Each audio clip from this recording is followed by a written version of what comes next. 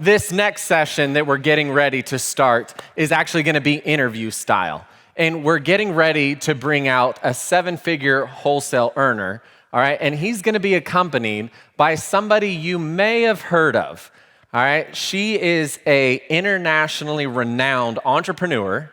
She's a real estate investor, all right? And she's also the author of Rich Woman. Is there any rich women out there? Let me hear you. Rich women? Yes? There you go. Let's hear it. Women represent right now. There we go. All right. And she's the CEO and founder of a company that you may have heard of called the Rich Dad Company, right? Anybody heard of the Rich Dad? Yes? All right. So let's welcome out to the stage. Let's give a lot of love and make a whole lot of noise to the one and only Paul Myers and Kim Kiyosaki. Give it up for Paul Myers and Kim Kiyosaki.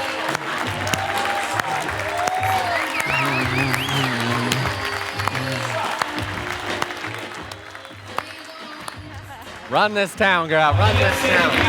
Thank you, brother. Woo! Yeah.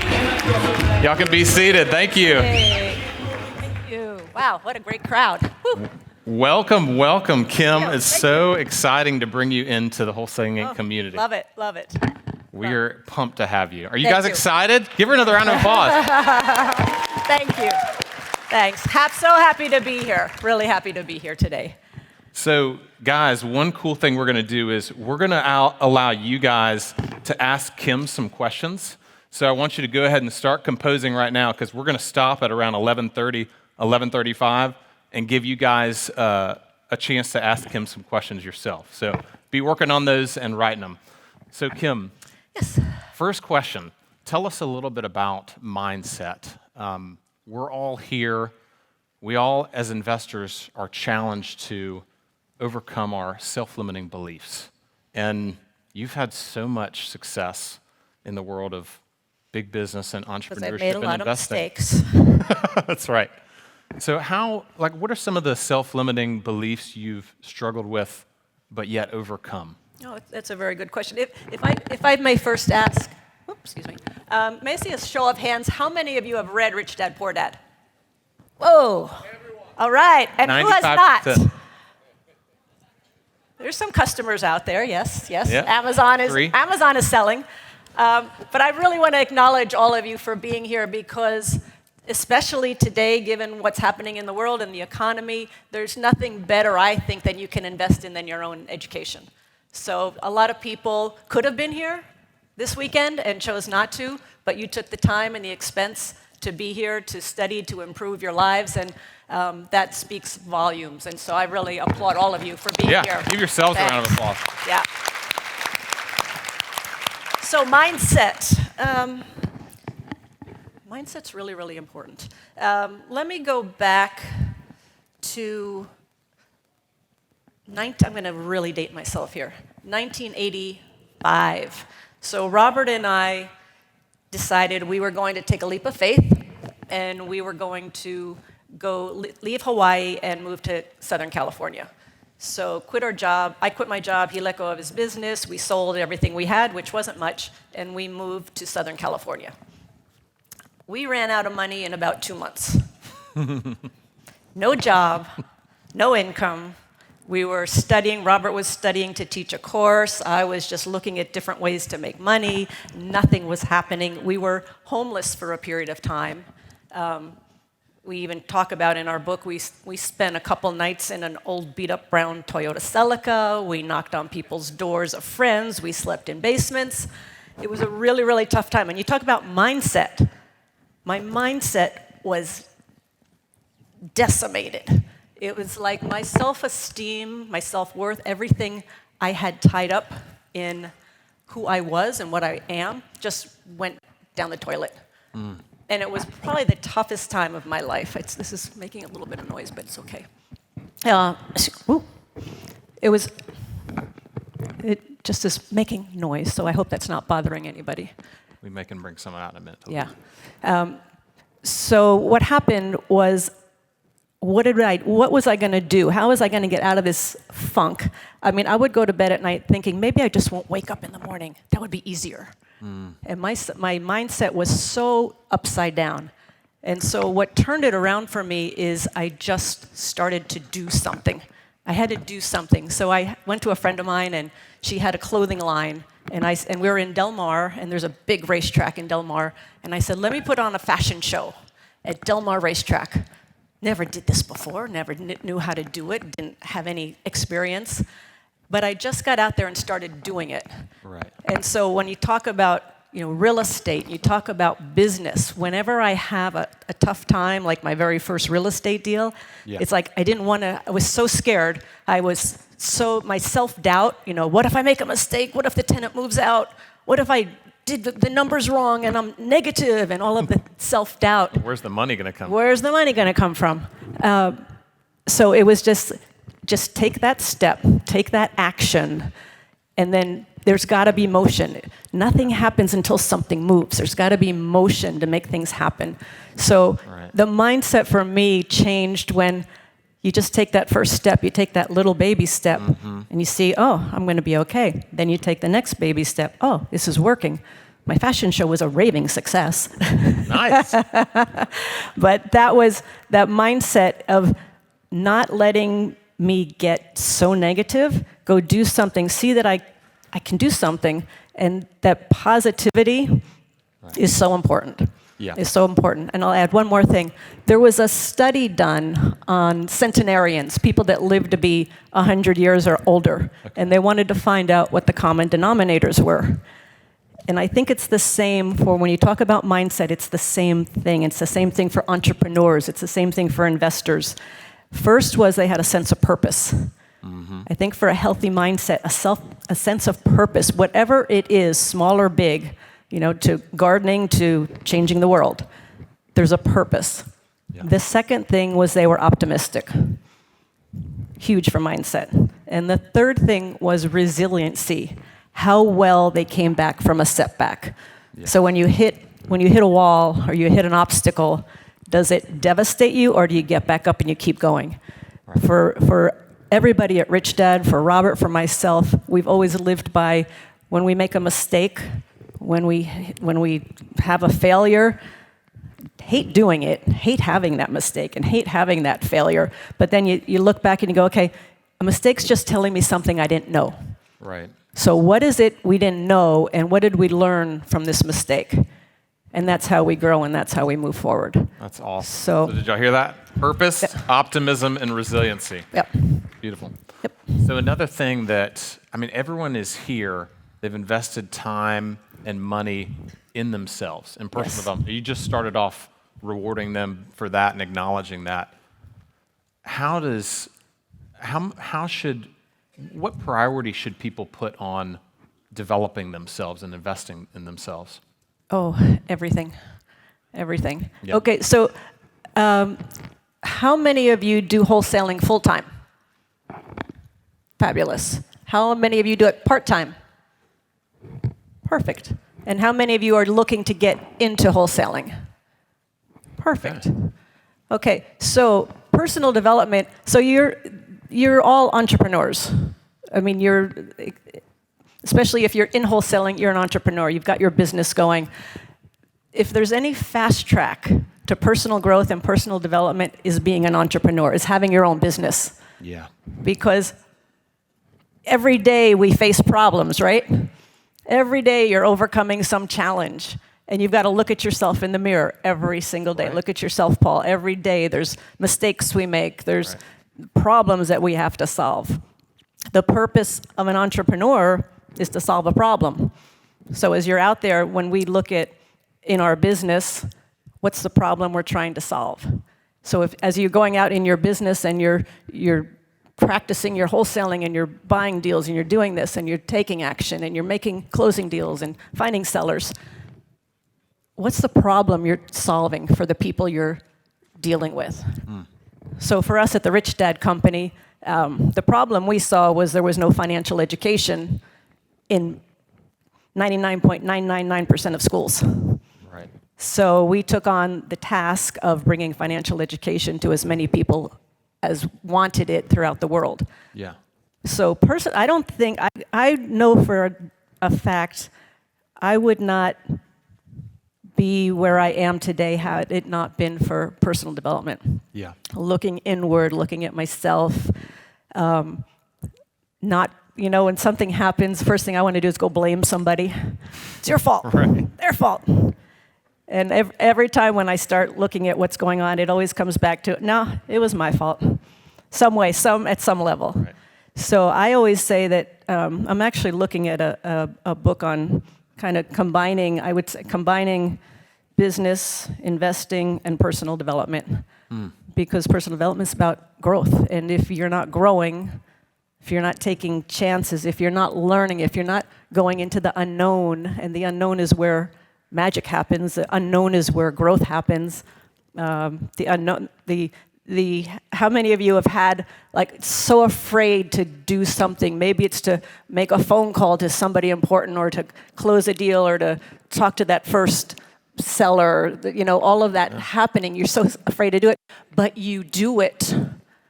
And you do it and it works. Or you do it and you learn something, but you do it. And that's where growth happens. That's probably the best personal growth, is you taking action when there's fear and you don't want to do it and you're afraid to do it, but you do it anyway. That's where magic happens. That's right. The Cashflow Quadrant. Yes. You have done such a great job of quickly moving from the E and the S quadrant, employee, self-employed, which might be where some of our listeners are today, right? Assigning contracts, double closing, whether they're making assignment fees or whether they're double closing and creating capital gains, those are taxed at short-term capital gains, which is their individual income tax rate. You've done a great job transitioning to the B and the I quadrants. How did you do that? How can the initial beginning investor start on that path? How many of you read the Cashflow Quadrant or are familiar with it? Okay. Okay, great. So for those of you who are not, you can draw like a cross, a vertical and a horizontal, 4 quadrants. Left hand upper right is E. E stands for employee. Employee is you working for somebody else. Lower left quadrant is S, which is self-employed small business. That's you working for yourself. Right hand upper corner, B, business owner.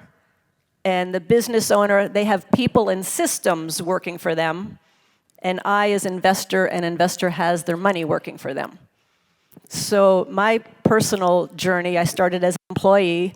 I wasn't very good at being an employee. I got fired twice from the same job. First one was after 9 months, I went in and told my boss I quit, and she says, "No, you're fired." And I said, "No, I quit." She goes, "Well, if you're fired, you get 2 months severance." I said, "Okay, I'm fired."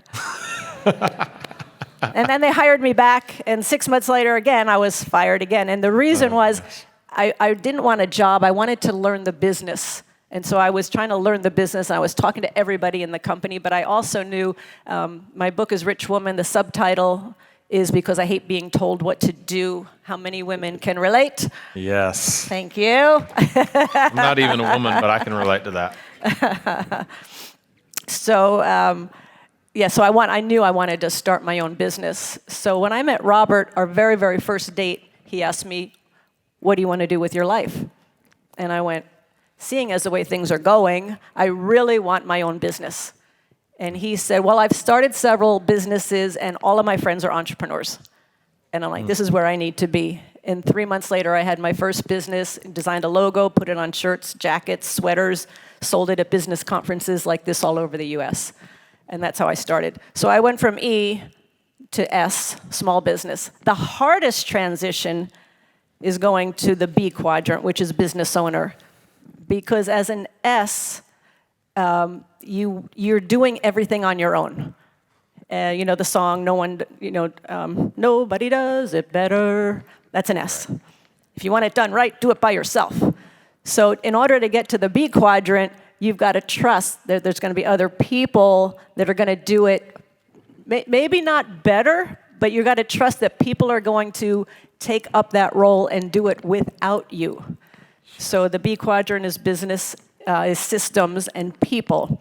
So to make that transition, it took us, since we started Rich Dad, which was in 1997, it was 10 years to make that transition from S to Wow. B. And I remember the moment. So it wasn't an overnight success. No, no. The book, when Rich Dad, Poor Dad came out, we had no idea Rich Dad, Poor Dad would be the success that it has become. Right. We did not know. And we'll talk about the cash flow game because that actually came before Rich Dad, Poor Dad. But there was a time when we were in New York and we had a very difficult negotiation. It did not go well. I won't go into the details of it, but we were walking the streets of New York, and Robert and I were down. We were down that this was not the way we wanted it to go, and we got a call from our CEO and our president, and they're like, "Don't worry about it. We got your back. We got Plan B, C, and D in effect. It's already working. The team is on it." And at that moment, I'm like, "We got a real business here." Yeah. Yeah. So as you're growing your business, think about too. We talk about brand, and a lot of people say, "I'm going to build a business," but if you think about building a brand, all of a sudden that changes your mindset because it's not just you doing a business. You're building a brand, and a brand is something that is recognized by a lot of people. Yeah. And as you are building your business, if you think of the brand, then it becomes a much bigger endeavor. Right. So- Right. And I do encourage everybody who is starting a business to look at that transition from employee to self-employed, and then how do you really grow it to be a business. Oh, one other point. I talk a lot. No, it's good. So But what I hear you saying is the B quadrant is systems and people. systems and people. Similar to what Brent said earlier this morning is Oh, okay. finding the talent, and then he outlined the 7 levels to kind of work yourself out of the business so you can work on your business Yes. instead of in it. Exactly. Good. That's great strategy. The I quadrant, just one note on the I quadrant. Investor, having your money work for you. Understand that when we talked about mindset, every quadrant has kind of its own mindset. Right. Okay, so the employee typically, not in all cases, but typically the employee wants security and safety. They want the Yeah. benefits. They want the steady paycheck. Right. They want the safe, secure job. So when they go to invest, they're taking that mindset of safe and secure, and they're going to look for investments that are safe and secure. Right. Whether they really are or not, that's another issue. I'm not going to go into 401ks and all of that. There's a great book called 401 Chaos by Andy Tanner, but we're not going to go there today. In the S quadrant, Superman. Superman, yeah, Superman. S stands for Superman. I like that. They want to do it by themselves. Right? Got it. If it's up to me, it's got to be me. It's got to be. Right?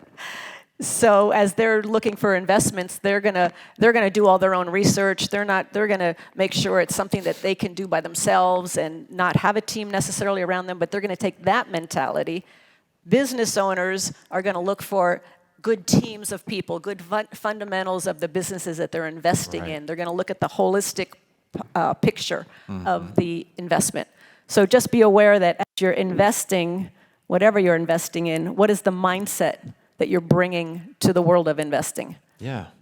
And I mean, it's like the book that I just got you, Who Not How, Yeah. by Dan Sullivan. Yeah. Someone was asking earlier over here about acquisition managers, how to find the right one. I think in the B quadrant, there's this mentality of, I don't need to answer the how, I just need to answer the who. And Oh, find okay. who the who is, right? Okay, yeah. Yeah.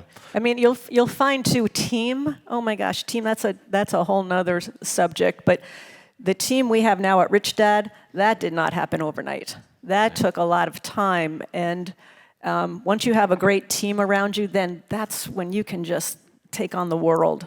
Because as long as you're doing it yourself all the time, you're only going to grow so far. Right. You can only grow so far doing it yourself. But when you start bringing on team members, I'll tell you, the very first team member I would recommend everybody have, and this is what Robert and I did, was a bookkeeper. Yeah. Betty the bookkeeper. Yeah. You know about Betty the bookkeeper. And Betty the bookkeeper, why she was so important is because I would sit down with her twice a month. And it was painful because I had to look at these numbers and we had more money going out than was coming in. And Betty held me accountable. Betty told me the truth. I'm like, no, Betty, we don't spend that much money. Yes, you do, Kim. Well, we're bringing in more money than this, Betty. No, you're not. So Betty was important because here's where we want to go, but where are you today? So Betty told us, here's where you are today, and so this is where you want to go. So let's make sure that you're building a plan that gets you there. Yeah. Yeah. So if you don't have a bookkeeper, I would recommend it. You don't need to hire a bookkeeper like full time. You just can hire somebody a couple Fractional. hours. Fractional. Yeah. Why should a lot of these investors complement what they're doing in terms of assigning or double closing, wholesaling, with actually buying and holding single-family rentals? Because you've built your business off of multifamily and buy and hold. Yeah. Yeah, when Paul invited me here and Brent invited me here, you guys are in such a great position because you're seeing all these deals all the time. And how many of you do buy and hold? Yeah, perfect, great. So the formula at Rich Dad's very simple. Paul knows it very well. Our formula, in 1994, Robert and I were financially free. And people thought, oh man, you must have millions of dollars. Did you sell your company for a lot of money? Do you have a huge stock portfolio? Where's all your millions of dollars? We're like, no, we don't have any of that. All we had was $10,000 a month, every month coming in primarily from our real estate investments and cash flow, but our living expenses were only $3,000. So at that point, we were financially free. So our formula that we teach at Rich Dad for financial freedom is you want to have your cash flow from your investments greater every month than your monthly living expenses. Sure. And at that point, you're financially free. So you guys are seeing deals all the time. And I know for me, when I find a real estate investment, it takes a long time to find it, whether it's a single family, whether it's a multifamily apartment building. It takes a long time and a lot of effort. So when I find it, I want to keep it. Yeah. I don't want to let it go. So I know you guys see some great deals, and if it's a really great deal, I'm like, keep it. Keep the cash flow, because eventually you're going to get to a point where you are going to be financially free. Right. And at some point, I know too in our business, at some point we'll see, but maybe I'm going to get tired of doing the business every day, and maybe I'm not going to want to be in the business every single day. I've actually leveraged myself tremendously in the last 2 years. But at some point then I'm like, oh, okay, I don't have to work because I've got the cash flow coming in every month from my investments, from my real estate, from gold mines, from businesses. So I can take a step back. Pickleball. You could take I can a break play and some pickleball. Right? Paul's going to teach me pickleball. Yes. Oh, and one other thought to that. I just had a thought. Okay, it'll come to me. I was just going to think. I know what it was. I know what it was. So when Robert and I were financially free back in 1994, the real beauty of it was that for the first time, I could ask myself, what do I really want to do with my life? Because now I didn't have to work at paying the bills. I didn't have to hustle to, buy the food and all of this. The money was coming in passively, consistently. And that's when Robert and I sat down and decided that we would begin with, we had a lot of people asking us how we did it. How did we become financially free? And we thought, well, wouldn't it be cool if instead of traveling all over the world telling people what we did, what if we could create a game, which we had never done before? What if we could create a game that was fun, that was educational, and that kind of tricked people into learning because they're having so much fun they don't even realize that they're learning. Right. And so that's where we decided to create the Cashflow board game. And that's where we decided our mission to take on the mission. Our mission at the Rich Dad Company is to elevate the financial well-being of humanity. Yeah. And that's what we're doing. Thank you. Thanks. What are some good criteria to look at when evaluating a buy and hold property, or even market or multifamily? What are your kind of couple, maybe 2-3 things that you look at? Great question. That's a great question. And back to team, we have a great team that we work with. 2 partners that we do a lot of our real estate investing from. So team was really important. But criteria number 1, I would say jobs. Yeah. You want to invest where there's jobs. Are people leaving the area or are they moving into the area? And I think back when, oops, hang on. There we go. I think back when Detroit. Remember when Detroit was just plummeted? It was in the toilet. And nobody wanted to touch it. And I had friends saying, "Oh, why don't you go to Detroit? It's really cheap." I'm like, yeah, it's really cheap, but nobody's moving into Detroit. They're moving out of Detroit, so there's no jobs, which means there's no tenants. So you always want to look for properties where there's good business. For example, there was one property that was right across from like the major insurance company, and right down the street was a university. So manufacturing, Manufacturing. military bases, Excellent, yep. all the above. All of that. So that would be number one, would be jobs. Then number two, of course, the financials have to make sense. And when we do a real estate deal, either we know that the moment we close that property is going to cash flow, or we know what we need to do to make it cash flow. Yeah. So number three would be the value add. What can you do to increase the value of the property? Right. So part of the formula that we use with our partners, Kenny and Ross, is we buy the property. We love distressed properties because there's a team that knows how to fix it. I cannot fix it, but our team can fix it. So we love properties where the manager is absent, where there's problems, a lot of deferred maintenance, things like that, or maybe there's land attached that we could build on. So we buy the property, and then we do the value add. Let's say, for example, we've bought a building that was 50% empty, and we knew what we needed to do to get it up to speed, to make it rentable in a nice way, and fill it up. Sure. So then you fill it up. Now your NOI, your net operating income, is much greater. Right. You go back to the bank, and we've brought in investors, and so we go back to the bank, and the bank says, "Oh, this property now is worth this, so we'll lend you more money."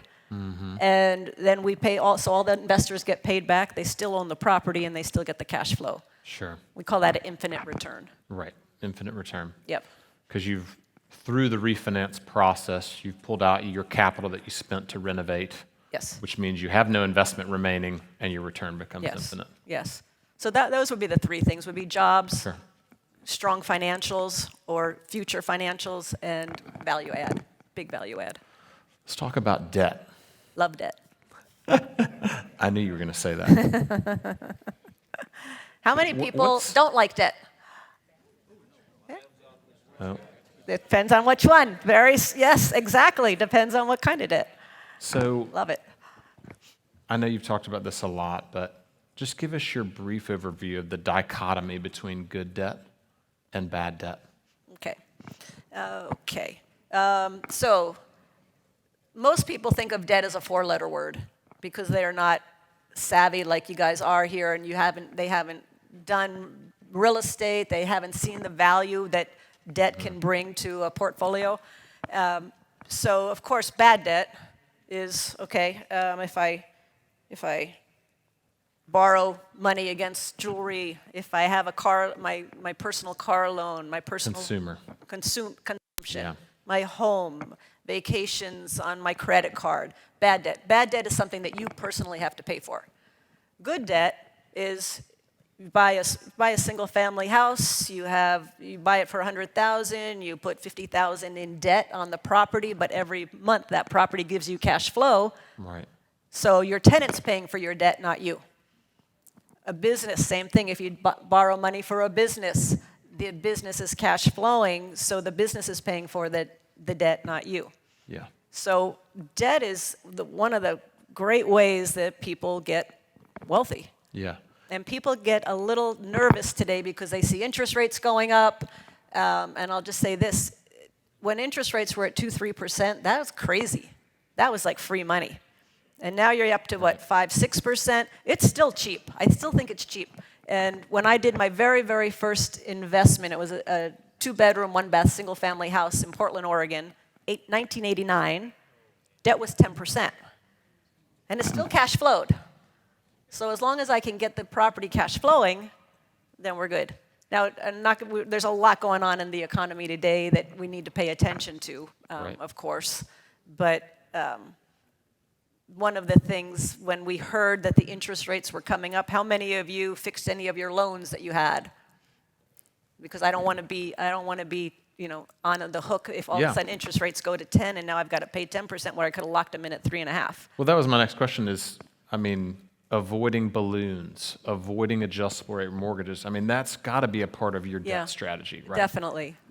Because I don't like surprises. I like good surprises. Yeah. Yes. Like right. birthday surprises, that's nice. That's right. But I don't like surprises, and we don't know what this administration is going to do next. I'm not going to get Right. political at this point, but we don't know what they're going to do. They're talking now about lowering the rates, but we don't know what they're going to do with property taxes. We don't know what they're going to do with capital gains, all of this. So anything that we can fix, anything that we can control the ups and downs of, is what we want to do. Right.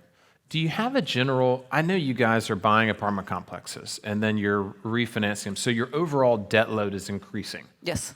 But when you're buying those, I'm sure you're using Fannie Mae, Freddie Mac, large conventional conforming mortgages, and you have those on a horizon where you eventually would be deleveraged. Might be 15 years, might be 30 years. Is that a fair assessment? But if we will, as long as the formula works, we'll keep refinancing. Okay, gotcha. That's part of our strategy. Yeah, as long as your overall interest rate isn't going up. Yeah. Right. Yeah, if we can fix that interest rate. We also, we like to invest in things that we can control. Yeah. I can't control the stock market. I can't control if Bill Gates is going to, well, not Bill Gates anymore, but I can't control if Warren Buffett is going to, fly the private plane or go commercial. I can't control that. Right. So I like to invest in things that we can control. So we can control our real estate.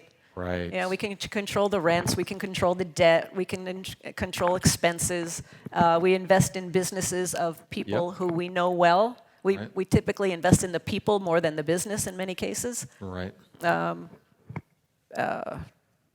Things you can Oil control. and gold or oil and gas is people that we know the owners of the company. We can pick up the phone and have a conversation. So anything we can control, I can touch, feel. Gold and silver, we do a lot with gold and silver, which is not really an investment, but a hedge against inflation. So, and with the banks, with the bank thing happening right now, and I don't think that's over yet. We're doing more with gold and silver just because that's real money versus cash. So you just mentioned investing into businesses or investments where you know the person real well. Yeah. Perfect segue into raising money. Yeah. So a lot of these people that are here, maybe they're assigning their contract or they're wholesaling, but if they could just raise private money, they could pay cash for the home, put it on the MLS, make 2 to 3 times as much money. You have done such a good job of raising private money. What are a couple things that people should know when they're trying to raise money and maybe be aware of at the same time? Yeah. Raising capital is very, we take it very seriously. Right. Any money we raise, we are 100 times more responsible for that than our own money. Yeah. Because your reputation is on the line, your deals are on the line. You want people to invest in you and give them a great experience, give them a great return so that they keep coming back. I often hear people go, oh yeah, I'm just going to raise some money. I'm going to go to my friends and family and raise some money. Again, that's scary to me. So then there's also a catch-22. There's a catch-22 and there's a phrase that says money follows management. And is a bit of a catch-22 because as an investor, I will invest in somebody that has experience, that has a track record. I want to see that they've done it many times, that then they have basically a range of what the ROI will be, things like that. If somebody, and I get a lot of people come to me and say, oh, would you invest in my single-family house? And I'm like, I don't know you.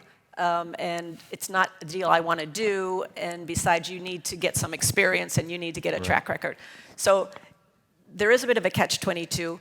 However, one thing people can do is you can bring in a partner who is an experienced investor or an experienced operator, management, and start and linking to that. You could bring a deal to a like in my case it would be Kenny and Ross. You bring a deal to Kenny and Ross, and they're like, yeah, we'll take this on, and then you learn from them. It's not so much the money you get from them, but it's the learning and the education you get on how to raise capital, which is priceless. So I think when I'm raising private money for a fix and flip, I don't go to the person I'm trying to raise the private money on by myself. I say, here's my licensed general contractor.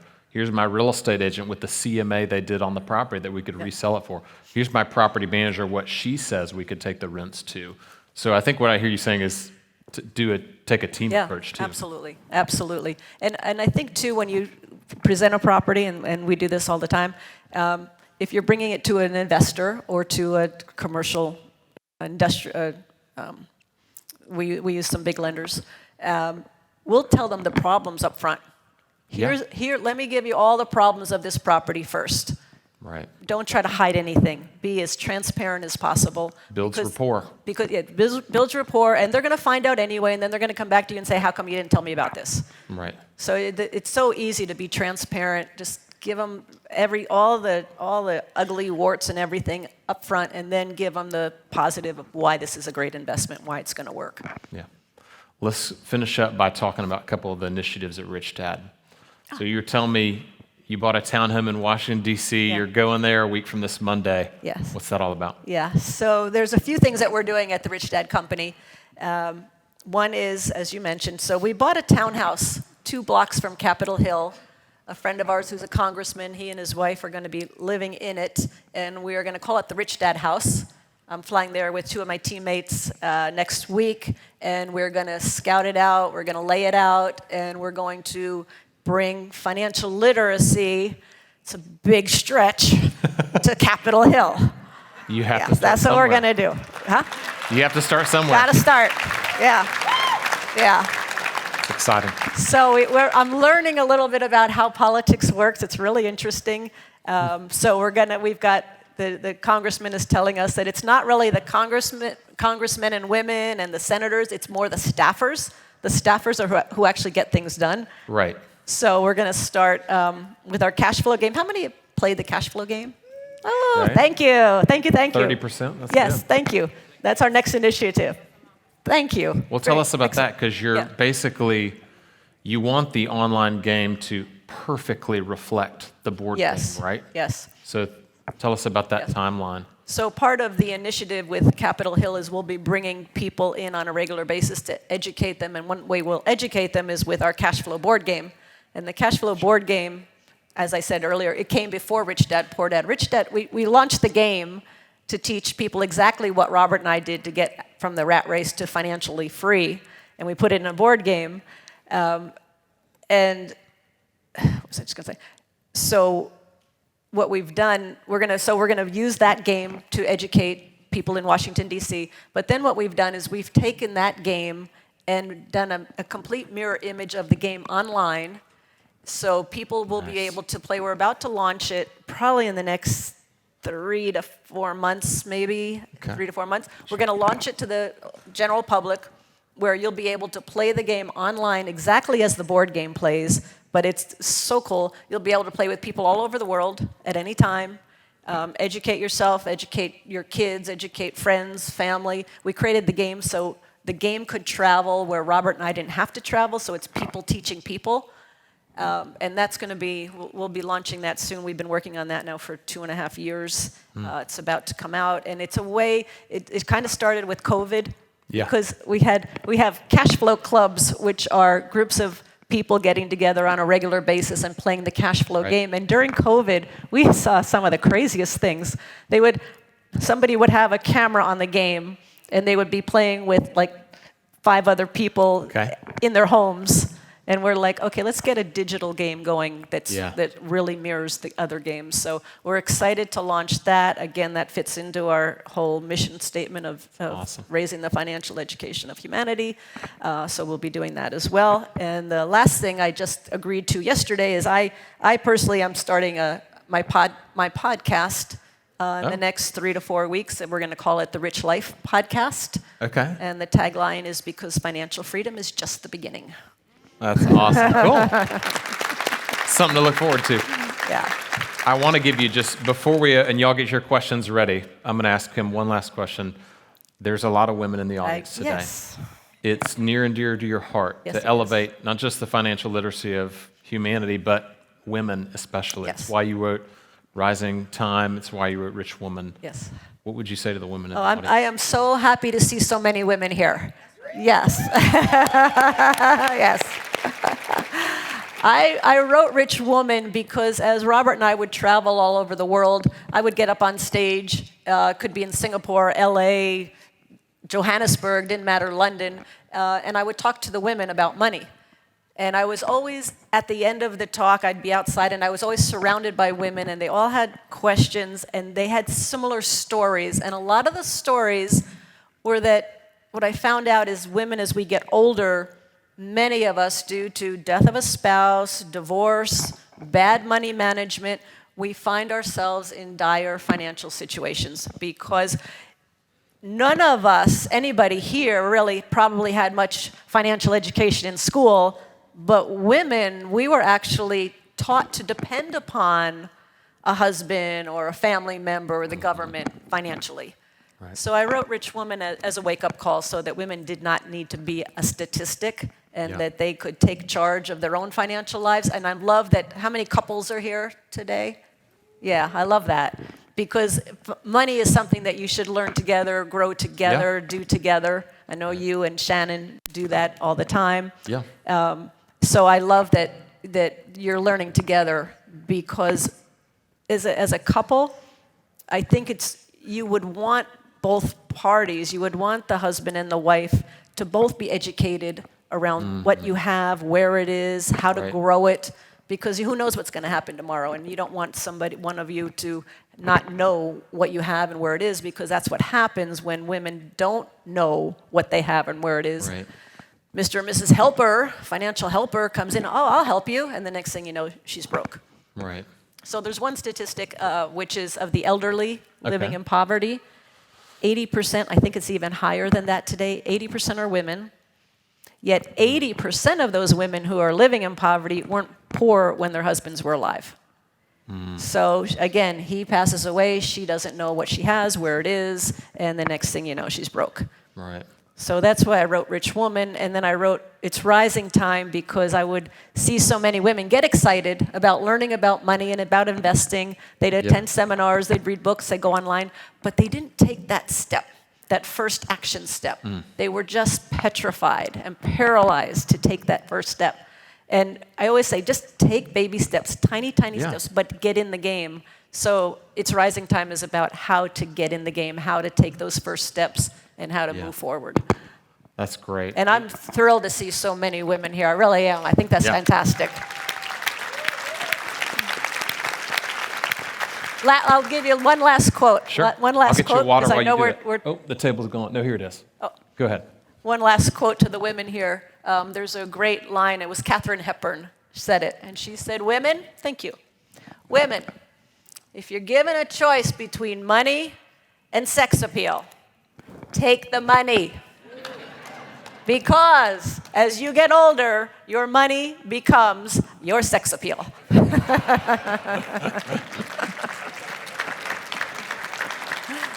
That's great. Thank you. All right. We're going to open it up for questions. I think we have a runner over here. We have a question right here. And I believe there's a second runner. So why don't we start with you right here? Okay, great. So my name is Stephanie Hunt. I'm so honored that you're here. Oh, thank you, today. Stephanie. This is great. And so my children are now grown, but we started playing Cashflow once a month for the kids version. Thank you. So they handle their money so well. That's so great. Way better than I ever did. Now that they're in their 20s.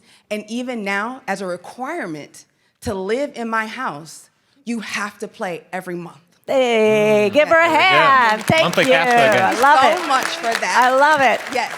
And then my other question is how the app is really great as it is right now. So how different will be the online version? Oh, great question. Yes, very different. So we revamped the game last year, brought it up to date, and the online game will be like a 3D version of the game, same cards, you'll move your pieces, will totally replicate the game. Okay. But the fun part too will be there'll be chat rooms where you can talk with each other. You can have a facilitator. We'll also be bringing other resources like videos, articles, things to support your financial education. So it's going to be a whole package. But the game will look exactly like the board game. Yes. Awesome. Thank you, Stephanie. Good question. Thank you. Thank you for playing the game and teaching your kids. That's fantastic. All right, we've got a couple questions back here.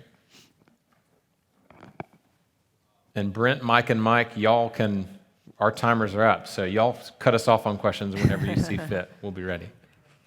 Thank you for coming. I think I came with my wife, and she's my right-hand woman. I'm not going to call her a right-hand man, but I think everything you've shared is so empowering for women in terms of whether they're working with their husband or they're single or wherever they're at. But I always think to myself, being 36, what would I have told myself when I was like 18, when I knew nothing about money and I didn't think it was important? So what would you tell your homeless self and your homeless husband, for my wife's sake and for my sake? What would you tell yourself and your husband when you were homeless, if you were to do everything over again? Yeah, that's a great question. Thank you for the question. Wow, what would I tell myself? I think when I look back at that time, I was in such fear. I was in fear because my foundation had kind of crumbled out from under me, and I didn't feel like I had any stability. So I think that what I would say to myself would be make more mistakes, go out there, do something, make mistakes, make more mistakes, make mistakes faster, and learn.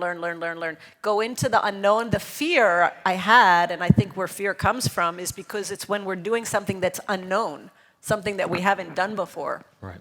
And because we're not familiar with it, it's very uncomfortable.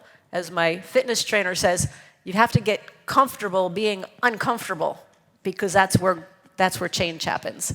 So I think that I would have kind of told myself, just put the fear aside as best possible. Go out there, do something, make mistakes, learn, but keep in motion, keep moving, don't stop. It was when I had stopped pretty much. I was like hiding in the basement. Right. Like I didn't want to face the world.